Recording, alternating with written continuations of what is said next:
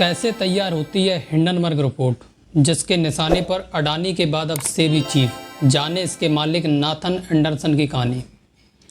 Hindenburg founder Nathan Anderson हैं, जो Connecticut university से ग्रेजुएट हैं। उन्होंने साल 2017 में नौकरी छोड़कर इस शॉर्ट सेलर फर्म की स्थापना की थी और इसका नाम उन्होंने 6 मई 1937 में न्यू जर्सी के मैनचेस्टर टाउनशिप में हुए हिंडनबर्ग एयरशिप एक्सीडेंट के नाम पर रखा था।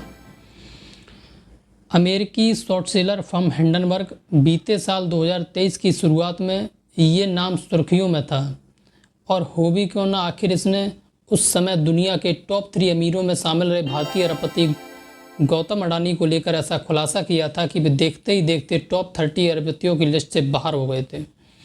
अब करीब 18 महीने बाद ये फिर से चर्चा में है, और इसका कारण है कि इसने भारत में मार्केट रेगुलेटर सेबी पर निशाना साधा है और उसकी चीफ माधवीपुरी बुच व उनके पति पर अडानी ग्रुप के साथ कनेक्शन का हवाला देते हुए गंभीर आरोप लगाए हैं। आइए जानते हैं आखिर कैसे तैयार होती है हिंडनबर्ग रिपोर्ट और कैसे हुई इस शॉर्ट सेलर फर्म की शुरुआत। तो चलिए शुरू करते हैं। कैसे हिंडनबर्ग ने सेबी पर साधा निशाना। सबसे पहले बात करते हैं हिंडनबर्ग की ताज़ा रिपोर्ट के बारे में, जिसमें उसने सेबी चेयरपर्सन माधवीपुरी बुच और उनके पति धवल बुच को निशाने पर लिया है। तो बता दें कि शनिवार शाम को जारी रिपोर्ट में अमेरिकी शॉर्ट सेलर फर्म में कहा कि सेबी चेयरपर्सन माधवीपुरी बुच और उनके पति धवल बुच ने बरमुडा और मॉरिशस के फंड में हिस्सेदारी ली, जो कि टैक्स हेवन देश है, और इन्हीं दो फंड का यूज़ गौतम अडानी के बड़े भाई विनोद अडानी ने भी किया था।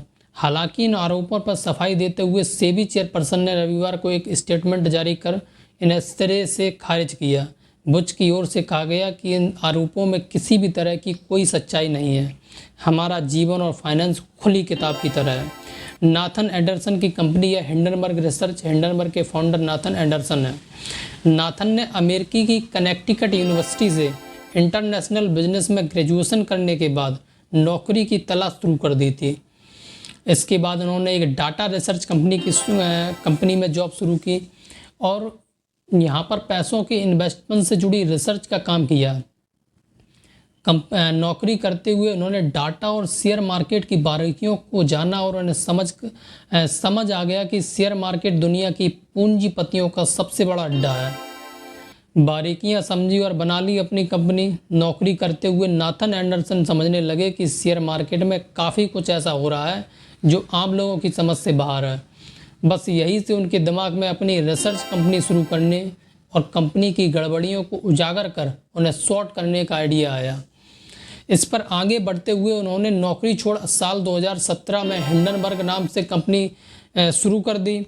खास बात यह है कि उन्होंने अपनी रिसर्च कंपनी का नाम 6 मई 1937 में न्यू जर्सी के मैनचेस्टर टाउनशिप में हुए हिंडनबर्ग एयरशिप एक्सीडेंट के नाम पर रखा गया।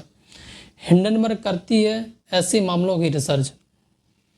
तो नाथन एंडरसन की इस रिसर्च फर्म हिंडनबर्ग का मुख्य काम शेयर मार्केट, इक्विटी, क्रेडिट और डेरिवेटिव्स पर रिसर्च करना है।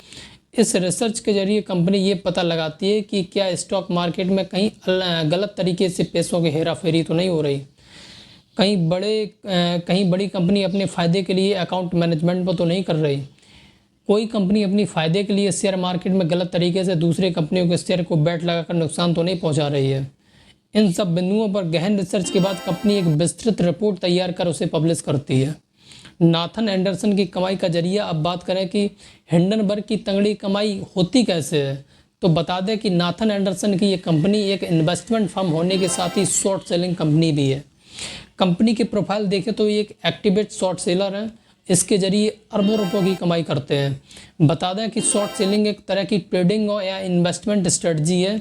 इसमें कोई व्यक्ति किसी खास कीमत पर स्टॉक या सिक्योरिटी खरीदता है और फिर कीमत ज़्यादा होने पर उसे बेच देता है, जिसमें उसे जोरदार फायदा होता है। ये है शॉर्ट सेलिंग का पूरा खेल। उदाहरण के तौर पर समझें तो अगर किसी कंपनी शेयर को शॉर्ट सेलर इस उम्मीद से खरीदता है कि भविष्य में 200 रुपये का स्टॉक खरीदकर गिरकर 100 रुपये पर आ जाएगा, इसी उम्मीद में वो दूसरे ब्रोकर से इस कंपनी के शेयर उधार के तौर पर ले लेता है। ऐसा करने के बाद शॉर्ट सेलर इन उधार लिए गए शेयरों को दूसरे निवेशकों को बेच देता है, जो इसे 200 रुपये के भाव से भी खरीदने को तैयार बैठे हैं।